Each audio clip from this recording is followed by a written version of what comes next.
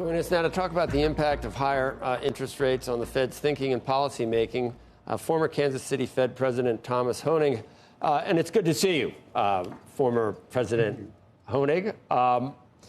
You point out if they don't do anything till December and didn't do anything in December, it's been 6 months with a 25 basis point increase, and yet we still hear that we're in a tightening cycle. I think your point is that maybe even the Fed itself isn't exactly sure where we are in this cycle and isn't exactly sure what their next move should be. Well, I think that's right. They are being cautious. As I said, it's been, if they wait till December, 6 months. And in the meantime, you know, the economy is growing very stronger than people anticipated. And so we will move along that. We'll move along that line, and they are going to try and wait and see. And in the meantime, rates are going up because candidly, we spent a lot of money, the government did, in the last 3 years, and that's actually the last 10 years, but the last 3 years, enormous amounts of money. And so the economy is stronger than people thought it would be. And the government still has to pay its debts. And so they're borrowing more. They're putting tremendous amounts of additional new debt into the market.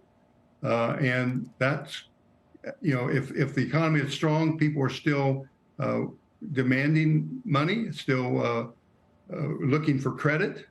So you have the private sector not reducing their demands as much as you would have expected, even though it is slowing, and the government spending and borrowing much more. Interest rates have to rise. And they know that. They're finally recognizing that the crowding out problem is occurring. And that's also because the Fed says it's not raising rates, the Fed funds rate, but it is in quantitative tightening. So it's not willing to buy any more of this debt. So the only parties buying this debt are foreign interests with dollars. And that's, we know, is slowing. That leaves it all in the domestic hands.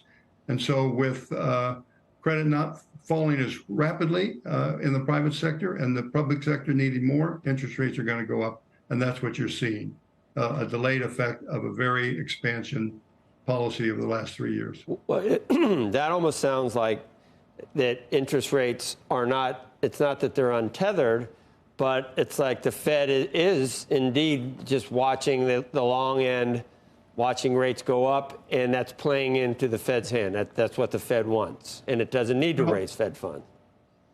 Well, I don't know if it's playing into their hands, but certainly that is the effect of their policy, because quantitative tightening means you're not buying this debt, and that leaves it to fewer people, in a broad sense, to buy it, and so interest rates have to go up into those circumstances. And remember, the stimulus effects, while they are moderating, are still in play. I mean, the Infrastructure Act is still having its impact. The CHIPS Act is still having an impact. The Inflation Reduction Act is still a very strong subsidy program. That's having its impact. So there's a lot of demand in the economy, in the private sector, despite the fact that commercial real estate is having great difficulty. You still have this basic increase in demand, and then the government's demand coming even higher. You're going to have interest rates rise. And so it's perhaps an effect of their plan to bring inflation down. Whether they anticipated this much, I don't know. Would you be doing anything differently? Is it a policy mistake to not have raised Fed fund rates more? Well, certainly they could have raised Fed funds more, but this FOMC is very concerned about going too far. They're very concerned about initiating a financial panic. They had a scare last March, and I think that's affected their actions going forward. So they're being, shall we say, less insistent that the inflation rate come down to 2% in a short period of time. So they're going to wait and see, and I would suspect they won't move unless inflation actually goes up. They'll let things work through unless inflation goes up. And so they'll hold their actions back, except for the quantitative tightening, and that they will give up if there is a financial crisis of some sort.